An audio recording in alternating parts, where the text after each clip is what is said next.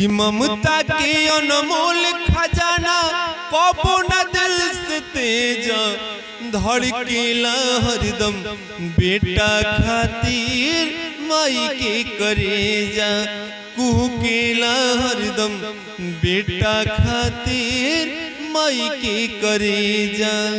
ए भैया आज हम जौन सुनावत बानी अपना माई से सुनले बानी कि माई के ममता का होला और बेटा के दिल का होला।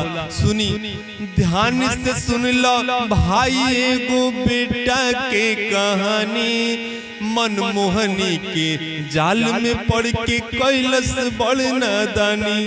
भैया जब वो कोठा के लड़की से वो लड़का के प्यार हो गई तो वो लड़की शर्त रखलस, सुनी हमके कितना प्यार करेला साबित करके दिखावा काट करे जा माई के हमरा खातिर ले आओ। लड़का कहलस बस इतना छोट सा बात, तिरिया जाल में फंस के तब घर पे कमी ना आइल काहे मुँह झुराइल तोहर होख लाल भुखाइल। उ माई के ममता तो देखी, उ माई थाली में खाना परोस के उ लड़का के इंतजार में दुआरी पे बैठल बाड़ी और कहले बाड़ी एने ओने घूमल छोड़ा अरे अपन देह सहेजा कि एने ओने घूमल छोड़ा अपन देह सहेजा कुहकेला हरदम बेटा खातिर माई के करेजा। अतना पर भी यू कपूत बैठल माई के पजरा खाए लागल खाना माई के लागल अचरा।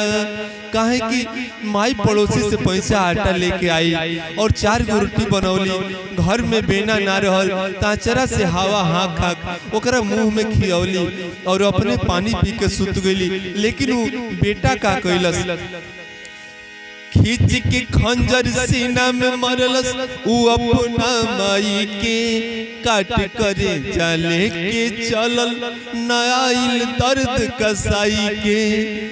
ठोकर से जब गिरल करेजा कहलस ममता जागल हे बच्चवा कहीं पैर में तुहरा चोट त नहीं लागल। देखी माई के ममता क्यों करेजा शरीर से बाहर आके भी अपना बेटा के चिंता करत बा और वो करेजा से आवाज आवता बेटा हो तुहरा चोट कहीं तो न लागल, बेटा हो तोहरा चोट कहीं तो न लागल। और आखिरकार वो करेजा से आवाज आवता जहाँ जाए के बातों के जल्दी उठा के ले जा कुहकेला हरदम बेटा खातिर माई के करेजा। देख करेजा कहलस देख कितना है दीवाना हम तोहरा खातिर माई के भी कैनी आज बेगाना हम। ठोकर मार के कहलस उल्टा कैसन बड़ लाल हो हवस के भूख में पड़ के माई के कैला हलाल हो।